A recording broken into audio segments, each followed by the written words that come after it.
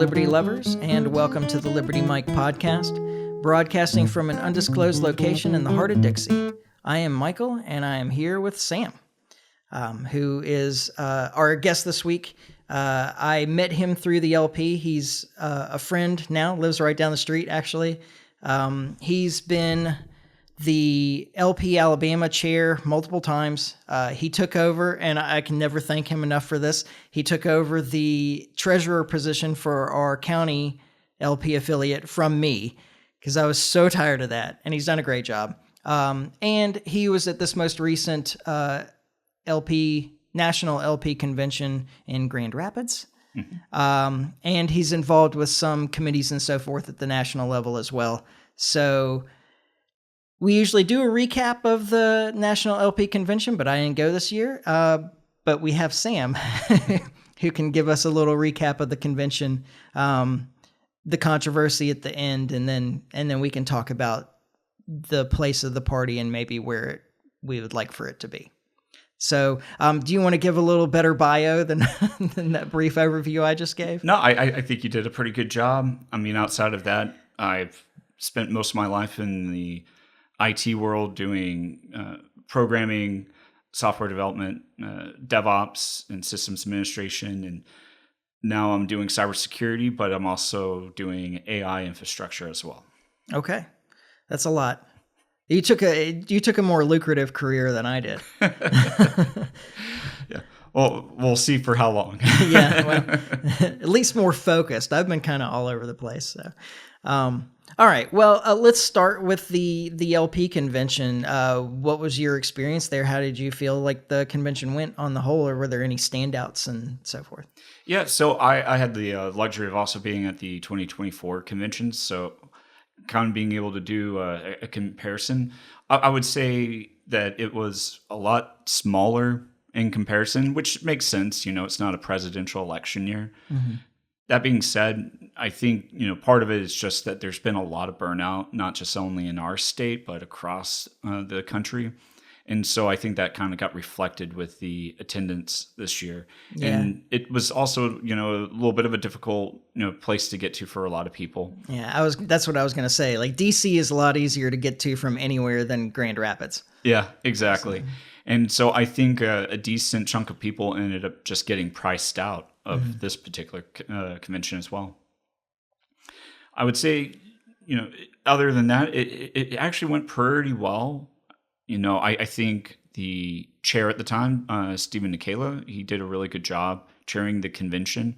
I heard plenty of, criticism and stuff of him as well, whether he, gave too much time for someone or not enough or what have you. But I think he rode that line pretty well.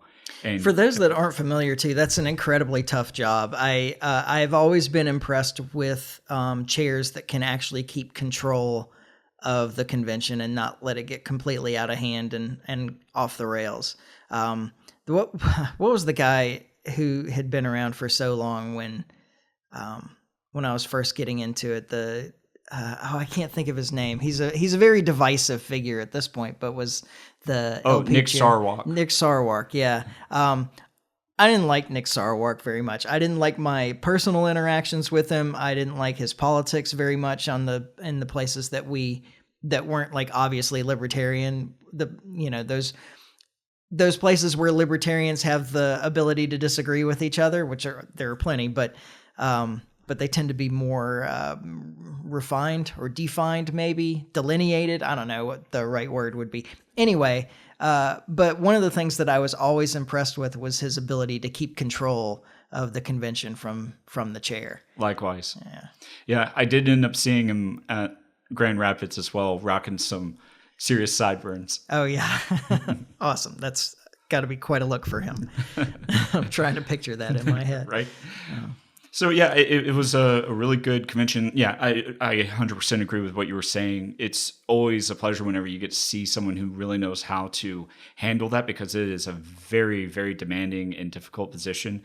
And all I can say is I was impressed with the way that Nikela handled it. Mm-hmm. And so, I don't think he's perfect at everything, but I think he did a pretty good job on that. All right. Excellent. Any major discussions or settlements or anything important that the LP did on the whole? So the main focus that we had after a while was getting to the elections, and that's when things started kind of going off the rails. So during the chair debate, we had Evan McMahon running for chair along with a few other people. And then I think one of the most notable ones was Jeremy Kaufman. Okay. This is the New Hampshire LP chair, right? Correct. Okay. And so he ran, and it's I say interesting because he's also leading a movement called End the LP, which is calling for the dissolution of the Libertarian Party. And so him and the other people that were part of the End the LP group wanted to get into positions on the LNC in order to dissolve the LP. And I've always just been of the mind of, if you don't like an organization, just leave it. And if you think it's doing a bad job for whatever, movement that you're part of, create a better one that better represents the movement. It's not that hard of a concept. I wonder if they took their inspiration from the veteran that ran for LP presidential nominee years ago that organizes all those veterans marches and so forth around the LP. I can't think of his name right now. That guy's a super nice guy, although weird, very weird. But he was running on the platform at the time that if he was elected president, that his first job would be eliminating the federal government, essentially. Yeah, I know who you're talking about. I think his first name might be Chris. Maybe. I actually have a book of his up there. I could go find it if it became important, but it's not that important. I know he seems to be less of a figure in the LP than he was 4 or 6 years ago anyway. So. Agreed. I haven't seen him since I've joined the party, at least. Yeah. Okay. Yeah. So during the chair debate, it was interesting. There were certainly good candidates. And then there was Jeremy Kaufman, who went up to give his thing. When he was up there giving a speech, there was a delegate from the New Jersey delegation that had a rubber chicken. Oh, it's my home state. Oh, your home state, yeah. With a rubber chicken that squeaked the rubber chicken the entire time that he talked. Okay. And at a certain point, he got frustrated enough and called her a fat... you want me to say it? You can if you want. It's fine. It was something like fat, ugly faggot, I believe, which immediately had so many of us in shock. I booed him immediately. And it's just entirely unprofessional. Yeah, that's certainly... Well, I will say that for the LP, we don't have a reputation of being very professional, and that's part of the problem. Yeah, in fact, during the pre-convention LNC meeting, so I was a member on the LNC prior to the end of this last convention, I had a motion for adding a dress code to the policy manual. Oh. Now, the policy manual wasn't the correct place for it, and that was one of the major criticisms, and I agree. It was one of those situations of the place that we would want it, it's not going to be doable. So let's go ahead and just put it here as just something that people can reference. And so the main thing about the dress code was that it was a suggestion. It wasn't a hard requirement, because that was the concern many people had, is that they would be booted out of the convention or what have you for not being dressed appropriately. And it's like, no, this is not about depriving members or delegates of their rights. It is all about just image, setting what our expectations should be. Yeah. And then whether you meet those expectations or not, it's up to you. Whether we want to enforce that at some point in the future, I think probably the first step is always to at least just do kind of a soft one of, here are our standards. And, maybe please try to meet them. Yeah, exactly. Please try to meet them. And if you're not meeting them because you're just being lazy or contrary, or unprofessional, then I'll give you a nice little browbeating. Yeah. But other than that, not the biggest deal, because there are plenty of people who, dress different ways. And that was one of the things that was brought up is some people have different cultures. They dress and look at a way that doesn't really match a dress code that we have here in a westernized country kind of thing. And they were looking at an older version because that dress code actually had evolved. Originally, it was submitted by Ben Weir, who was the New Hampshire chair prior to Jeremy Kauffman. And it was very, very extreme and very much targeting particular people. Okay. And I think then he did a second one, which was a lot more amenable, but still had some issues. And so then I amended it further, and that was the final draft that I had brought up. However, almost all of the sentiment was around one of the prior drafts. And so I think that's why it didn't pass, unfortunately. Okay. It's funny.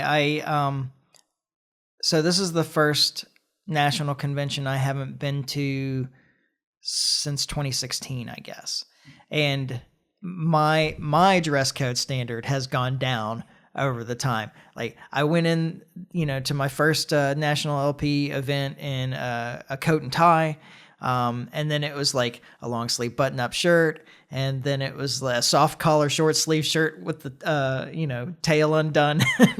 It has definitely gone downhill because I looked around me and I'm like, there seems to be no point in trying to make a professional look, because me being even in a coat and tie, I'm standing around a bunch of people in t-shirts and cargo shorts and flip-flops, it's still not going to make a good impression. Right. Yeah.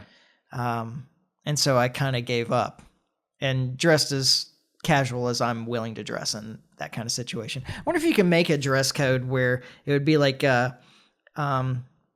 something that would be appropriate for a professional event somewhere. But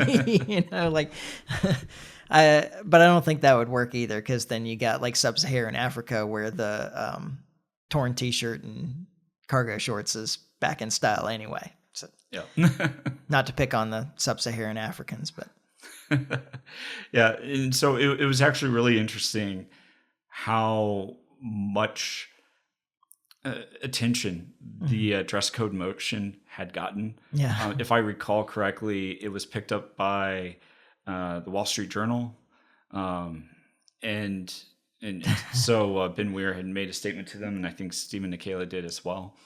And during that pre-convention meeting, we had several public commenters, and pretty much like 90%, it felt like at least, were all about, talking down the dress code motion. Yeah. So apparently it hit a nerve.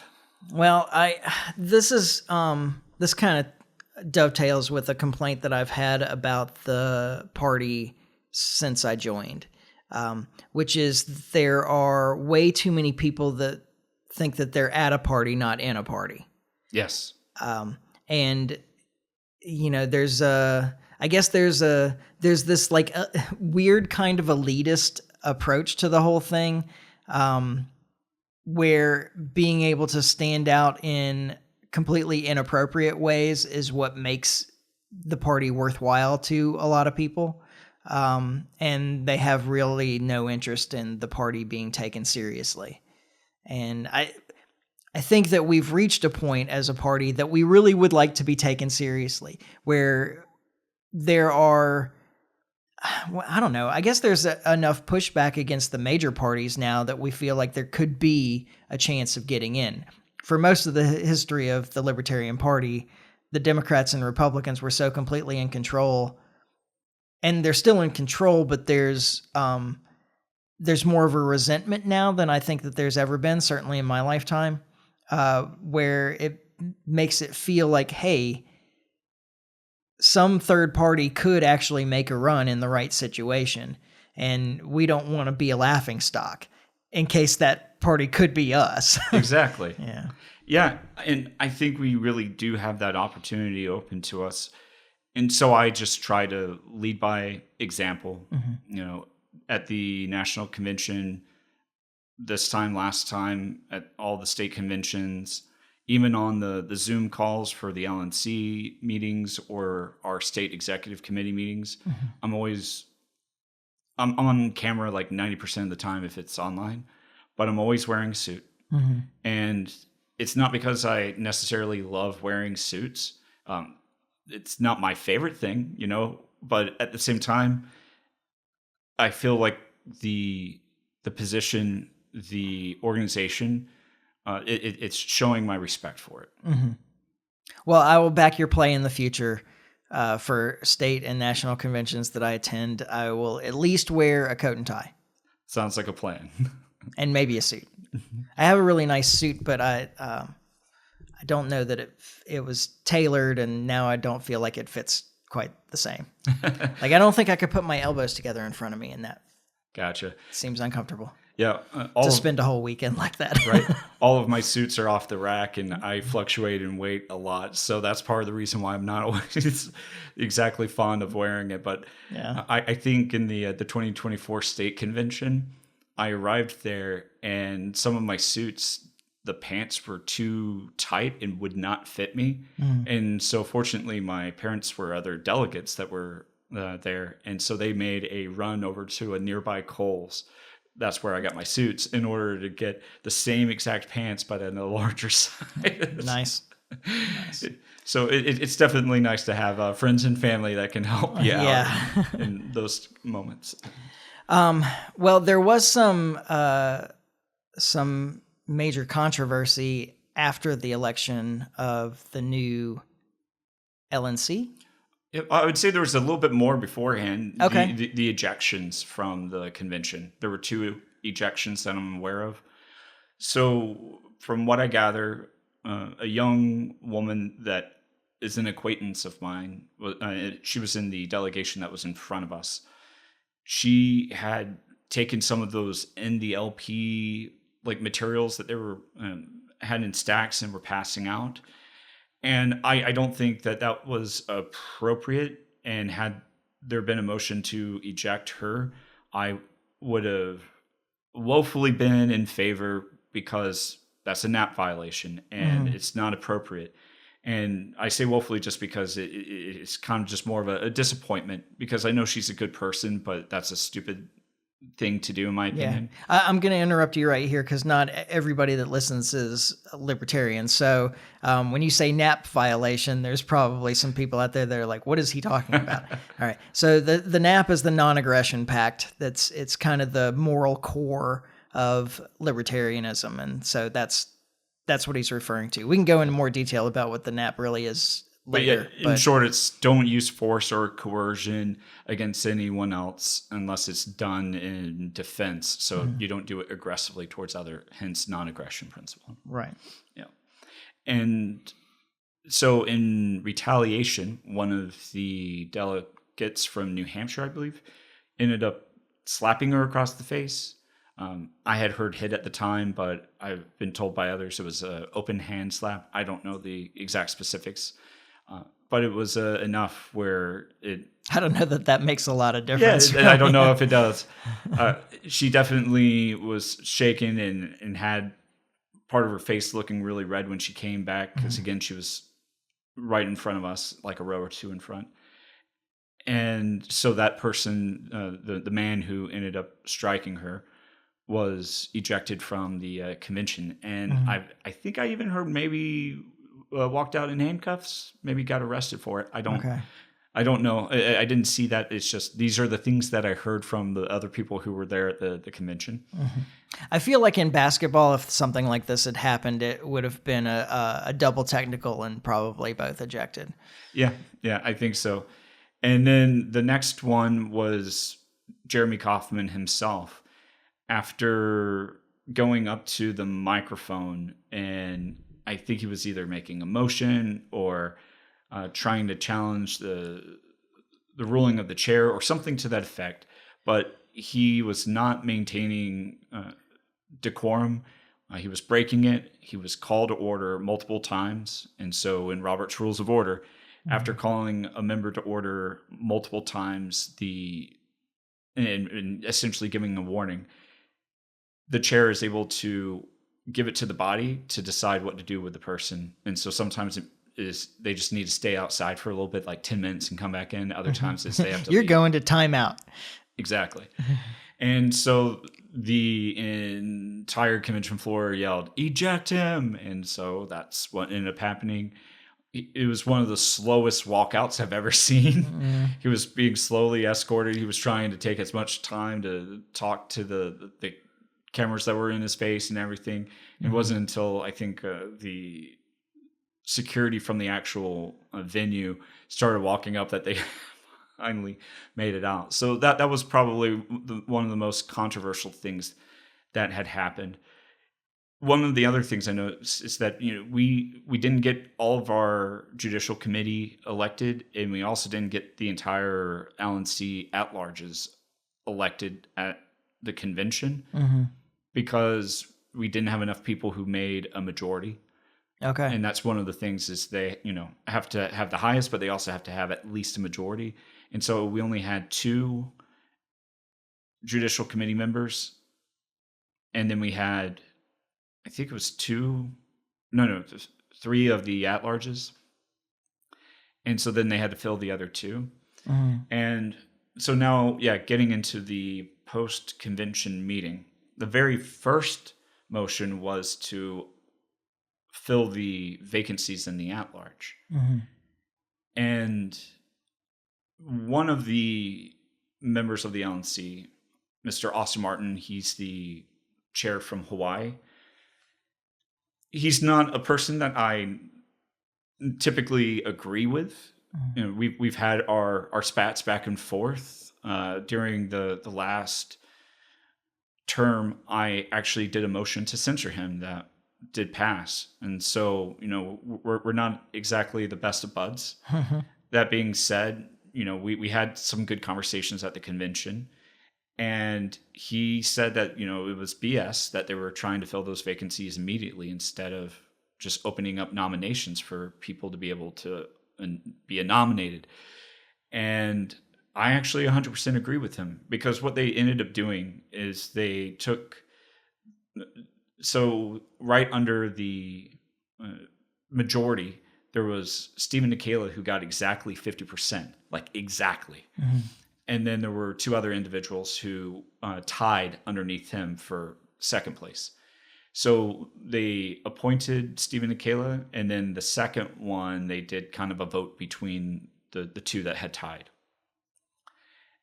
Now, again, you heard me speak highly of Mr. Nikela earlier, and I do think he should be on the LNC. And I think if you're going to try to make a case for one of them, Stephen Nikela being knife's edge 50-50 is probably, one that you can maybe make an argument for. But the other 2, again, really good people. The problem I had with it is that we just had gotten done with the convention. We had just finished the vote on the at-larges 3 or 4 hours before. And the whole purpose of the LNC is to do the business of the delegates between conventions. And the business, what the delegates did at convention just hours prior, is that a majority of them said they did not approve of those candidates for at-large. I think that they were wrong. I think more people should have approved of them. That being said, that's not what happened. And so I don't think it's the LNC's business to essentially undermine or undo what the body delegate, the body had already just, because it wasn't like a question. It wasn't like, 6 months have gone by, maybe the opinion has changed. Yeah. So that one kind of left a little bit of a bitter taste. But then the very next motion, and this is the big one that everyone is talking about, was the motion to disaffiliate the Libertarian Party of New Hampshire. Now, what's interesting is during the last term, I had made a motion to censure the Libertarian Party of New Hampshire. That motion to censure did pass. And afterwards, because the censure obviously did nothing, they continued. Is it really meant to? I mean, censure is just like, hey, I'm calling you out just so you know we're watching, is all it really is anyway, right?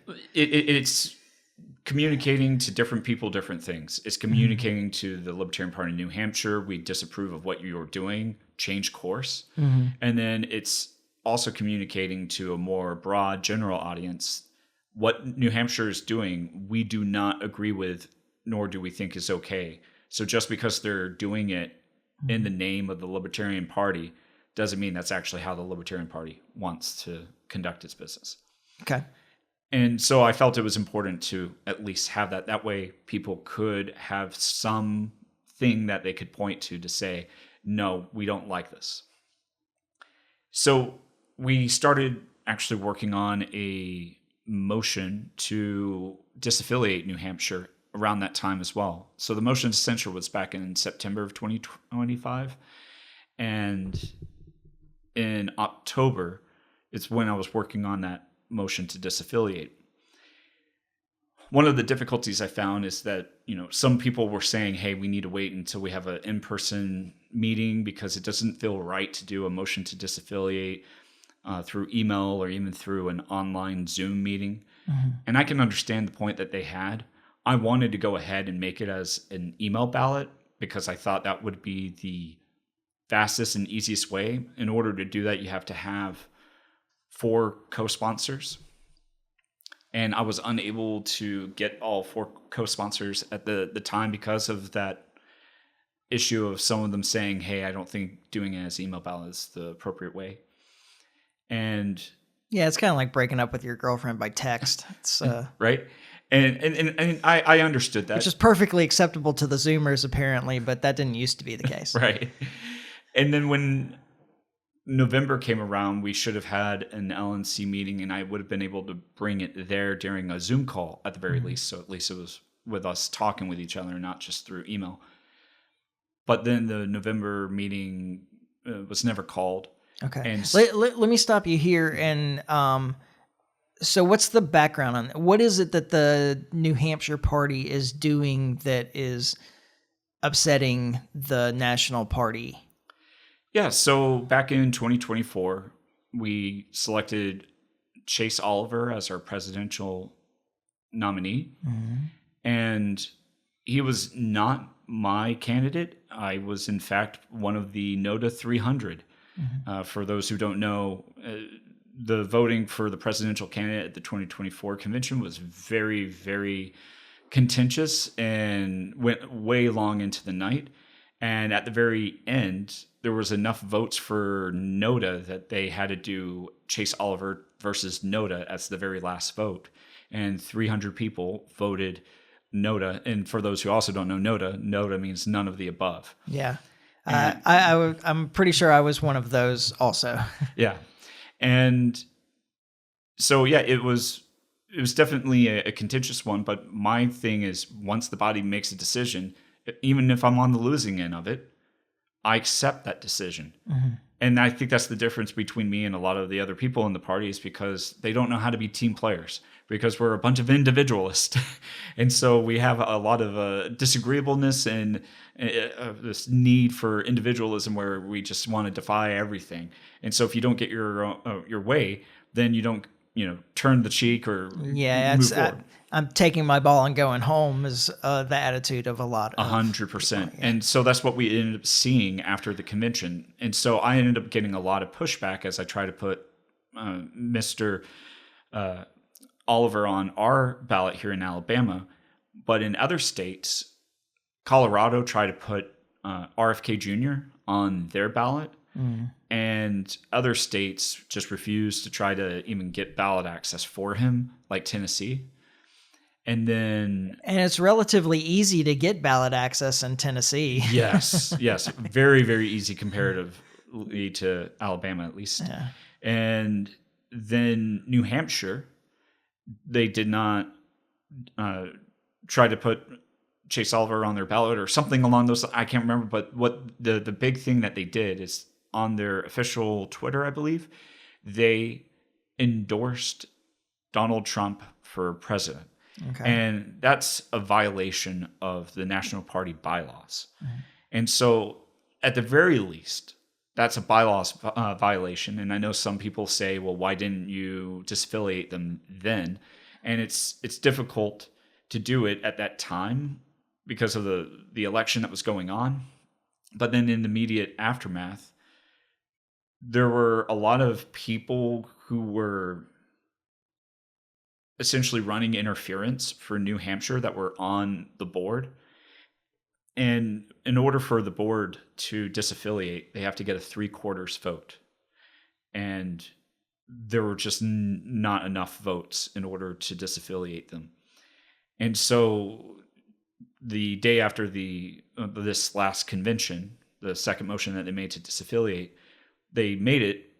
Even if they didn't have the people they needed, at least it would have been a good symbolic moment, kind of like that motion to censure, to say, "Hey, we're trying, Yeah. we disapprove." But they, I think, got 15 yes, 2 no. I think is what was sent out in the email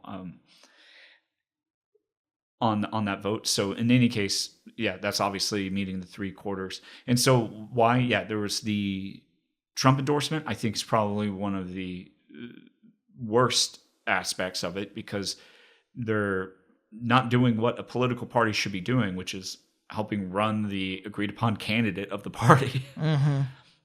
But outside of that, they've just had really horrible messaging on their social media.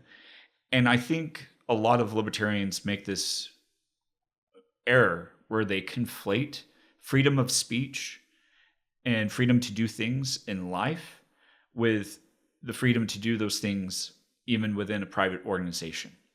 And it's like, listen, as a libertarian, yes, you have the right to say whatever you want. You can cuss all you want, etc. But if you're at work and you're cussing out a customer, do not be surprised if your job goes away. Yeah. And so likewise, when you're part of the Libertarian Party is a private organization. And so you have to behave yourself within that organization. You have to, the Libertarian Party itself, it's a brand. And one of the things that any person who knows brand marketing is that brand is a top-down thing. It's not a bottom-up. You know, there's a lot of people who like decentralization, especially the Bitcoiners that are in the libertarian movement. Mm-hmm. I love decentralization. I think it's a good foundation. But it's not an either or. It's not decentralization versus centralization. It is which one works best in which situation. Mm-hmm. And sometimes you can even combine the two.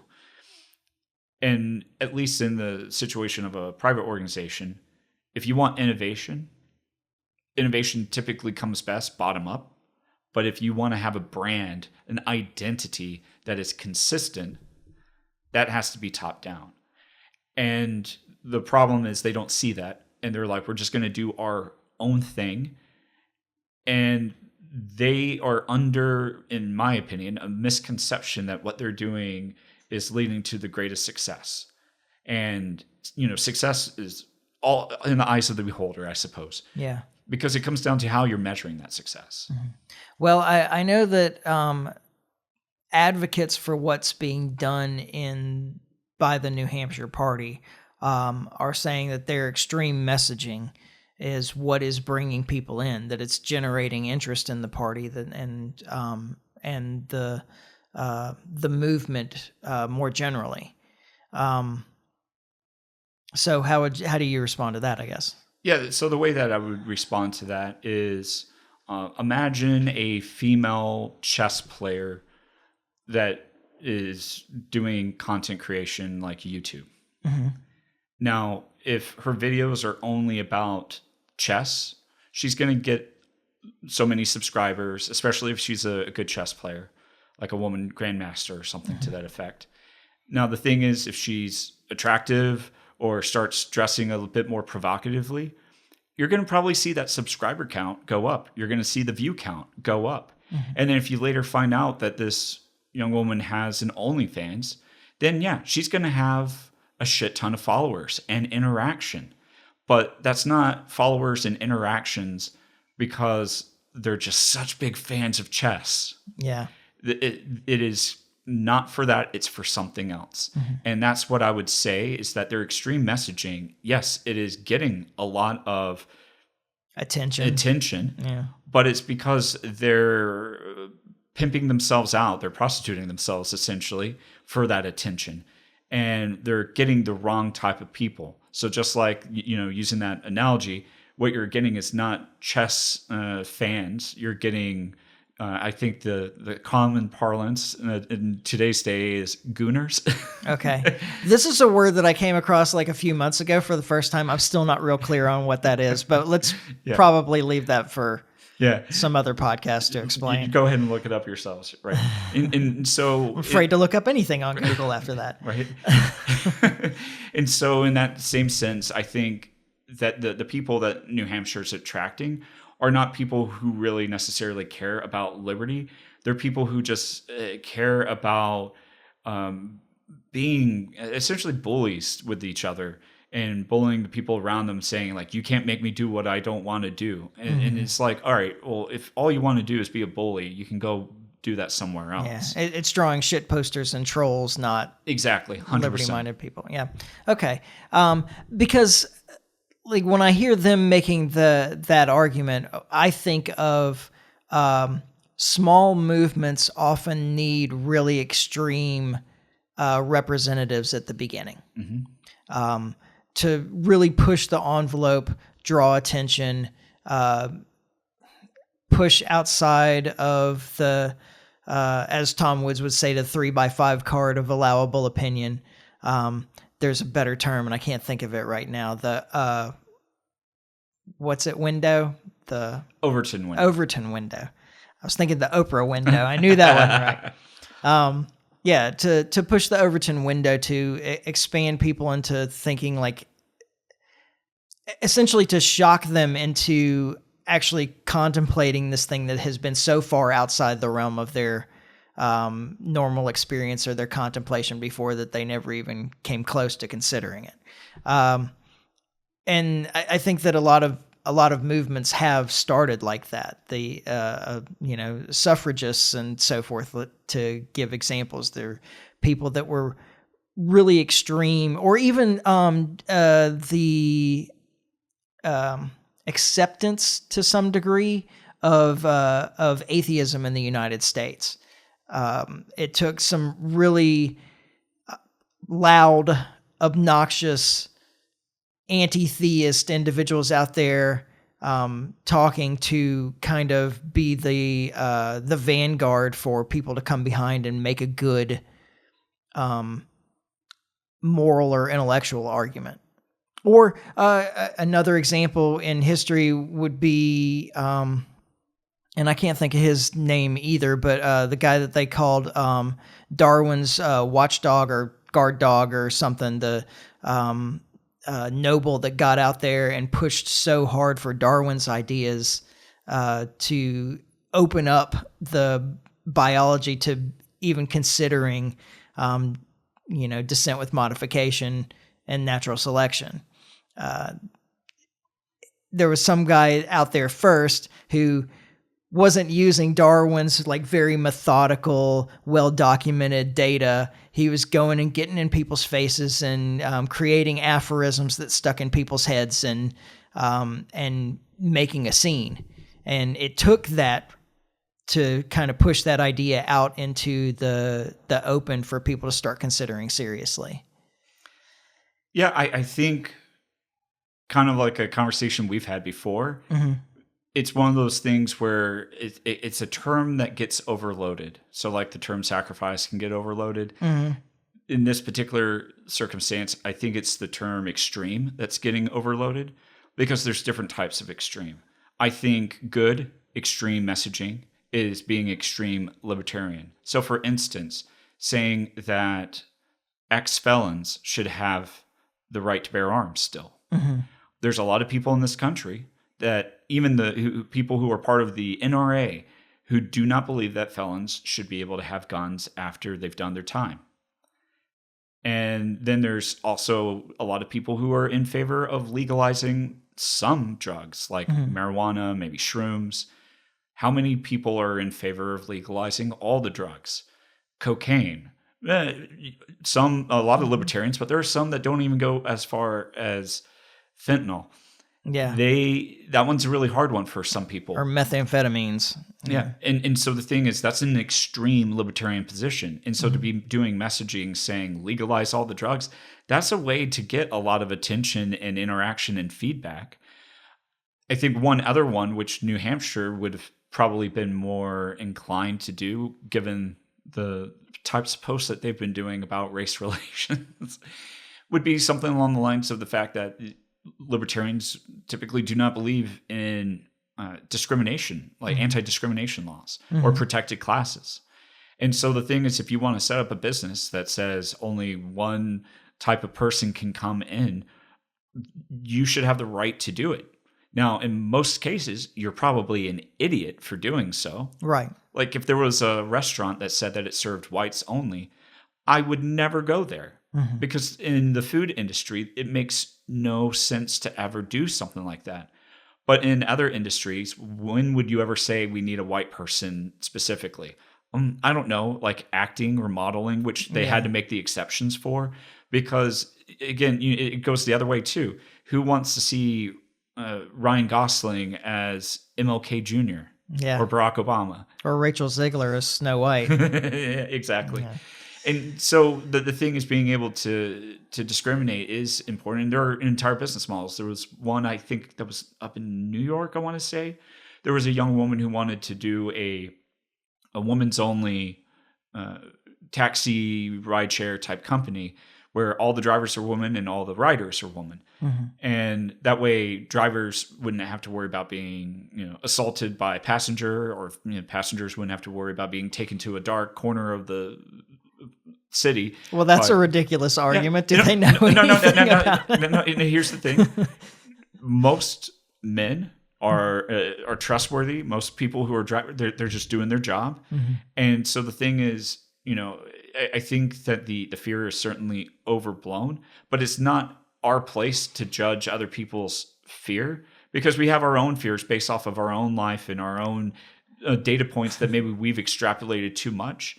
And so the thing is, if it makes them feel more comfortable, because the thing is, at the end of the day, they could still be attacked or hurt in many different ways by a woman instead of a man.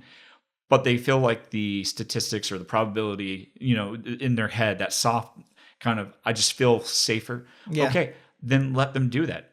I think there's a business model there. I think it would actually make money. And so in that particular case, I think that even though, men would be discriminated from this business, both as passengers and as employees, that's completely fine. Yeah. So that's another extreme position that libertarians can take that a lot of people do not agree with. One more just before we change it is intellectual property. There are many libertarians who take the strong stance that intellectual property is a misnomer, because anything that's classified as intellectual property is not property. Right. And an idea is not property. Yeah. And so what intellectual property is an attempt to make things that aren't property into property so that they can monetize it the way that they monetize property, instead of doing the correct thing of figuring out how to monetize a non-property type thing. And so we end up with the horrible IP system that we have, where characters from decades ago still haven't been released to the public for public use. For instance, Spider-Man has been part of the popular zeitgeist for so long now, and there's no way you can't say that Stan Lee and all those others have not made plenty off of their creation. Sure. But the fact that they can still shut down, fans who are trying to create their own indie films, or the whole studio fight between Sony Pictures and Marvel and Disney, where they were having a tug-on war of Spider-Man. It's absolutely absurd nonsense. Yeah. And Marvel is particularly bad about this kind of thing too. Yeah, absolutely. Just as a little side note, as long as we're talking about Spider-Man, have you watched any of the Spider Noir? Not yet. I want that's to. on Prime. I haven't yet. Recommend. Okay. Yeah. I watch it in black and white, I think. You get a choice. Yeah. And actually on my TV, I don't get a choice. I have to watch it in color.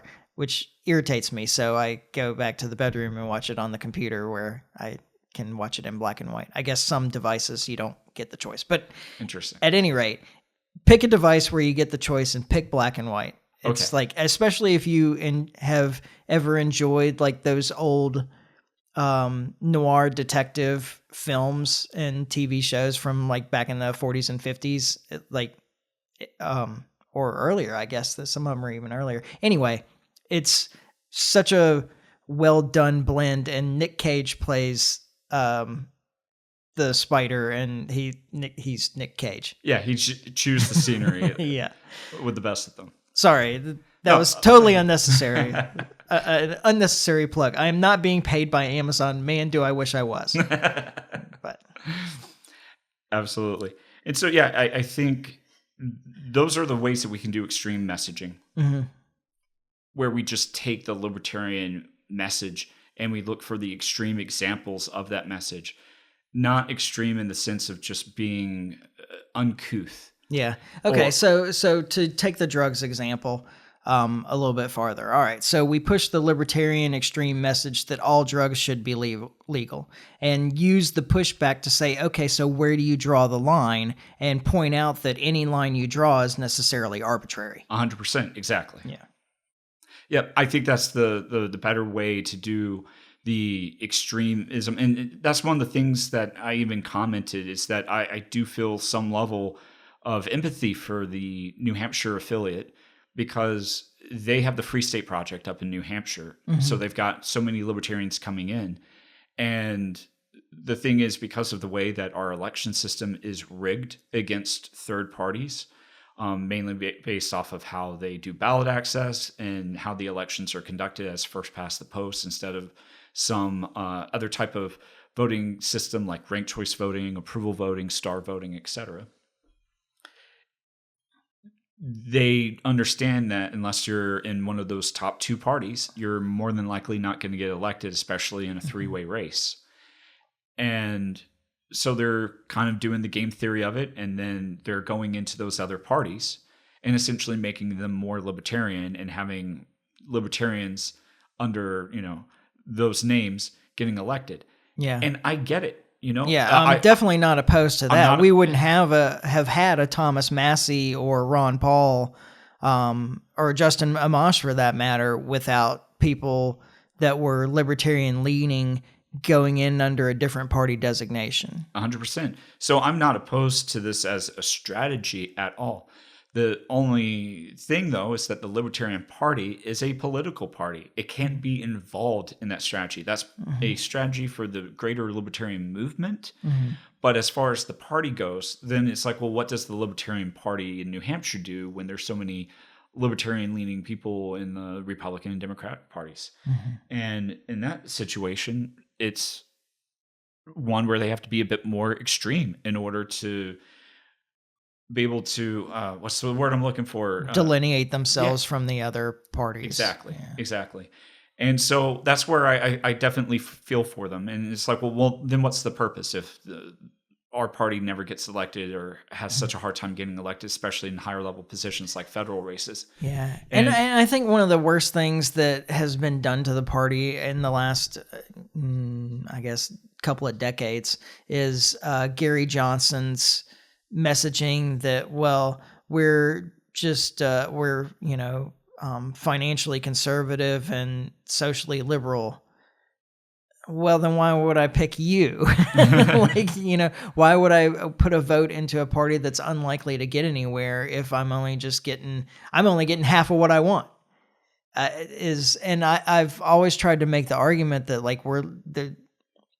we're looking at the wrong continuum, I guess, that we need to refocus on not the left-right conservative liberal continuum, but the statist versus,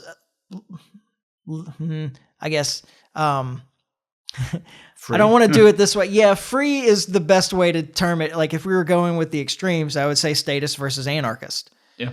And that, we're closer on to the anarchist end, and the Republicans and the Democrats are both statists. Oh, 100%. But authoritarian freedom would probably be the best way of presenting that scale now that I'm No, I'm thinking about it a little bit more. Yeah, I think it just comes down to so many words have baggage, and unfortunately, the term anarchy or anarchist has the baggage of, like, if you look in a dictionary, it will put the words chaos and disorder. Yeah. When in reality, it just means without rulers. Yeah. It doesn't mean without any type of hierarchy. Yeah, and it doesn't mean without rules either. Exactly. Yeah, you should see my mom bristle whenever I say I'm an anarchist. really doesn't like that term at all. Like, no. But it's just a political position that I'm not for chaos and anarchy. An anarchist is just someone who doesn't believe in rulers. Rulers by force. Yeah, it's to be clear, there's a difference between leaders and rulers. Exactly. That's the difference between leaders and rulers. 100%. Yeah. Anything else you want to say about that?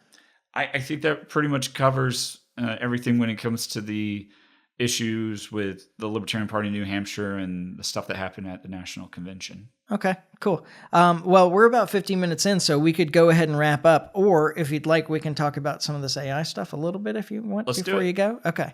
I just wanted to talk a little bit about the economics of the AI because we've been presented as the public with this kind of horrific scenario of AI is going to take away all the jobs and bring about a new era of depression and people that are unable to take care of themselves, and therefore we need UBI, of course, and so on and so forth. And I would say that is ahistorical. That a lot of innovations have eliminated some jobs, and I understand the argument that AI has the potential to eliminate a wider swath of jobs than, like the trying to think of the sewing machine or something like that, right? Or the horseless carriage and so forth. But I think that it also has the potential, not the way it's going right now, it seems, but in the long term, as they come to understand their economies of scale in the AI world, of bringing down costs of so many things as to allow an expansion of more humans doing more jobs in a bunch of areas that were not really feasible before AI brought the cost of doing that type of business down. Does that make sense? Yeah, that makes sense. And you are much more involved in AI stuff than I am. How do you see the future of this playing out in the economy? Yeah, I think that there is some merit to the things that were being said that maybe you're not exactly fond of. I think when it comes to things like the horseless carriage, yeah, and the sewing machines and everything that came along, those are technologies that replaced muscle. And so one of the things is the country used to be all about horses. There were stables in every town. All the roads were for horses. There were, people who did horseshoes and all this other stuff. The entire economy based off of that. Now, horses aren't 100% gone, but the blacksmith is. But the blacksmith is, and most of the people there's a lot of people in this country who have never seen a horse.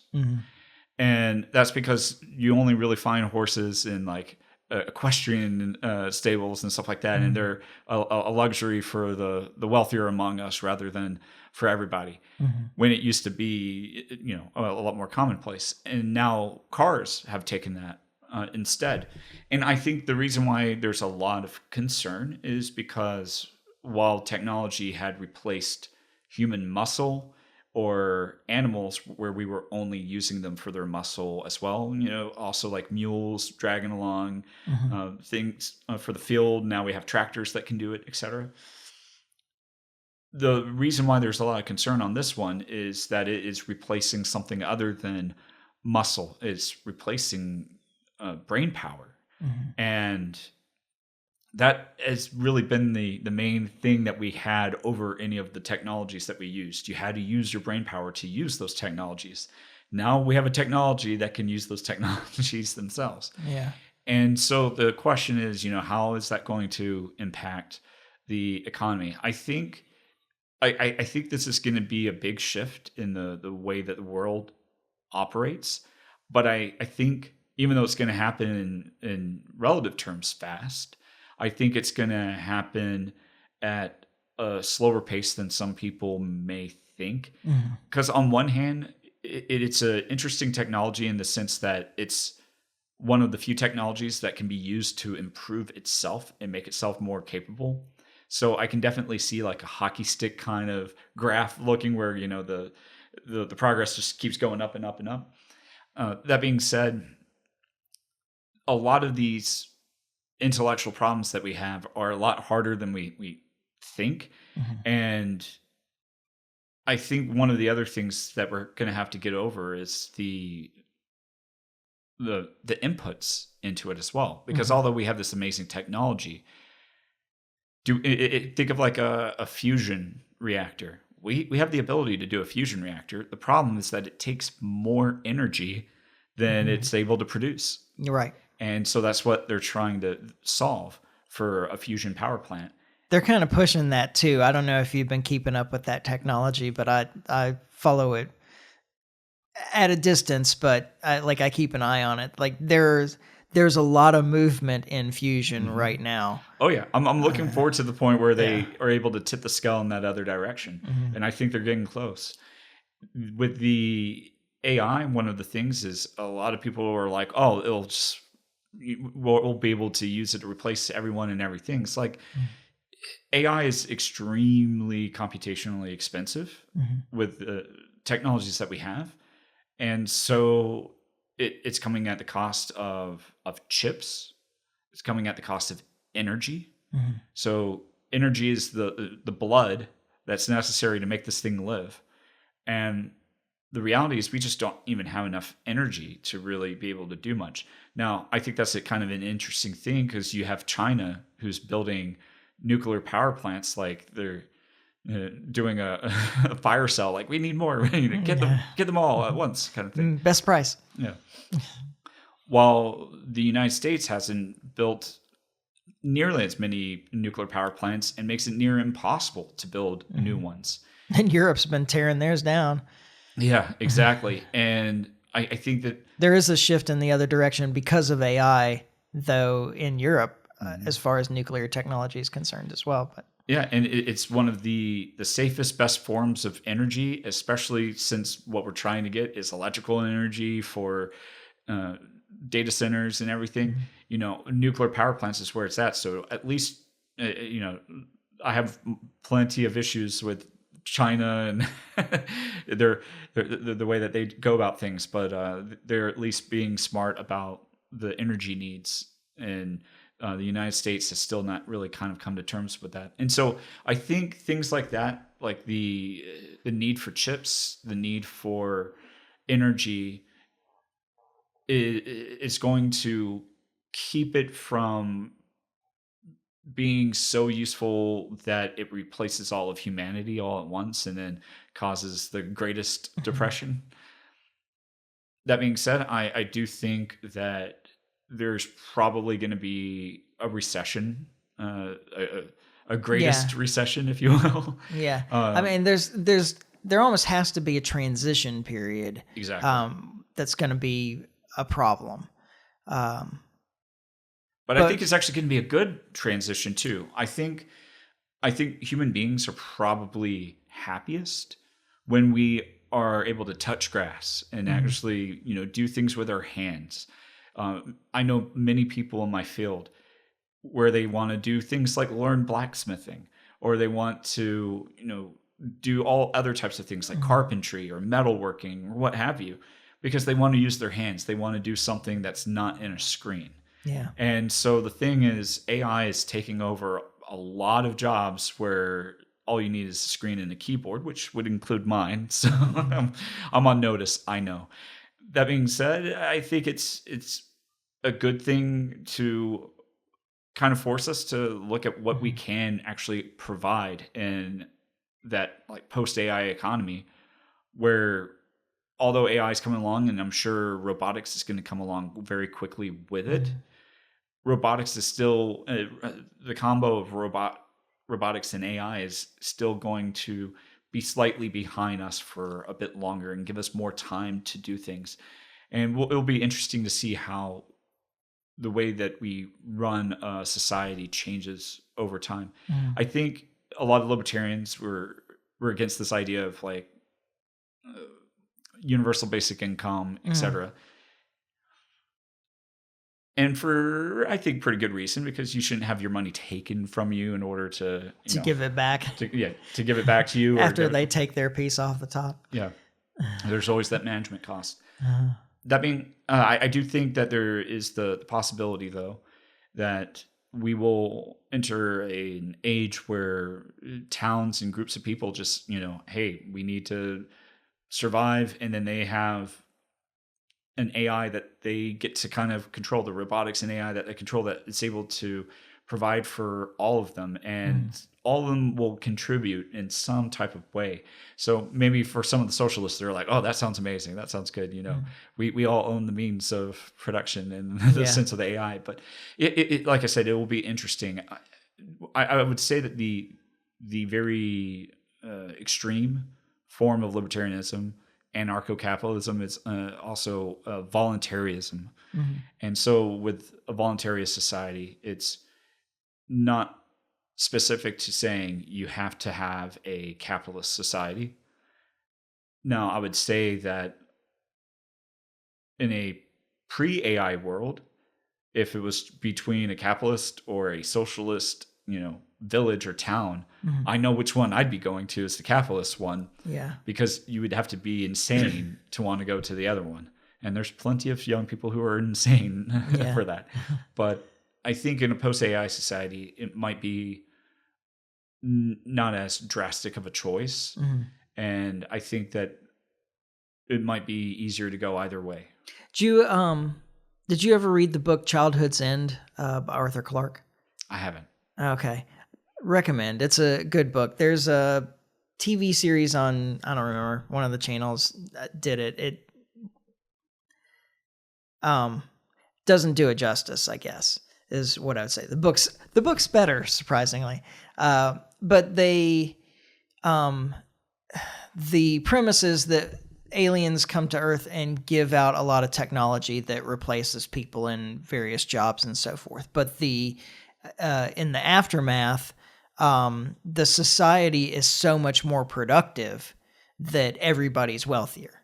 That all the basic needs are provided for because the cost is negligible because of the level of productivity that the society has reached. And this is kind of what I think. Either AI is going to sink or swim based on whether it makes society more productive. If it makes society less productive, nobody's keeping it, right? Yeah. It's not going to stay.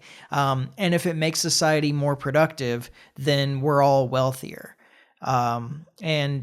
So assuming that AI is going to make society more productive, and I guess the estimations are that it could potentially make society significantly more productive, that it's just going to create more opportunities to invest labor in other things, and we'll all be better off. Oh, 100%. Now, would you like to hear my crazy theory of what could happen in the long term? Sure. Obviously, there's a lot of people who are afraid of a Terminator-esque, robots kill all the humans kind of approach. And, I don't think that that's completely impossible from happening. So I don't want to go down that particular course of history, hopefully. But yeah, I mean, I've put on my dating profile that I'm specifically looking for Sarah Connor. Nice. and so I think a much more realistic one, which some people might still find a bit like a dystopian future, but it's maybe not as bad. would be that AI and robots take over all of production that's essentially happening. And they're the ones that are now the new form of life that's dominant on the planet. And they're the ones that are traveling the stars because they have robotic bodies that can last thousands of years in order to make it to another star system. So then what's left for humans? So there's a few things. One is this possibility of like cyborgs, humans kind of having their consciousness move over into hardware and being able to migrate their bodies and their brains to some extent. And then the other thing is us being treated essentially as pets, because, you know, we have pets that we care for and we love, and we make sure they have food and water, even though they're not paying us any rent or anything like that. My cats are required to handle rodent control in the house. See, okay, yeah, there you go. And so there's certainly situations where human beings might be able to help out the AI or robots in situations like an EMP blast that knocks everything out for them. We would maybe be able to survive that. And so we're able to then boot them back up and get them working again. So I can see a bit of an AI, instead of animal husbandry, an AI husbandry situation where I would hope that this was like a mutualist relationship in biological terms, not... mutualist, sure. But I think it's probably going to be more like they're the ones that are dominant and we're the pets. Yeah. Because I think the situation's going to be more along the lines of just like if there's a dog that gets out and bites a human and gets put down, it's kind of the same thing as if you got a human that's like, you know, kill the machines and then starts attacking them, then that human might get put down, you know? Yeah. So we'll see what's in store. One kind of last thing that's kind of part of that is the advances in medicine, science, and aging that would kind of go along with it. Is I do honestly believe that we're getting close to a point where people can maybe be biologically immortal, you know, still killed in an accident or murdered or what have you, but at least no more like cancer or dying of old age kind of thing. And I don't think we're that far away from it. You know, we think about all the things that have happened like the Middle Ages, hundreds of years ago. I think we're closer to biological immortality than we are to the Middle Ages. I think we're probably on the cusp of it ourselves, where some of the people we know today might actually be able to take advantage of said technology. And so my fingers are crossed that I am going to be part of that generation. Yeah. I don't know. Living forever, I feel like I'd get bored. Okay, well, let's wrap it up there. I really appreciate you coming out here and telling us all, like, airing all the libertarian dirty laundry. It was a good discussion, though, and I appreciate your insight into the AI stuff, because I'm not in the industry. I have strong opinions, but I'm not in the industry, and so I appreciate that as well. So thanks for coming down, and I have plans next week for another guest. I haven't entirely worked it out yet, but we'll make it work because Gary's out of town next week, and but I've got ideas and I already have feelers out, so we should have a podcast next week with another guest. And so, but in the meantime, you can follow us on Facebook. You can subscribe on iTunes, YouTube, Podbean, like and share, comment. You can always email me, michael@thelibertymike.com. Is there anything you want to plug? No. Okay. I have nothing. And then we'll be back next week when we finally get this right. And in the meantime, try to stay free. Ciao.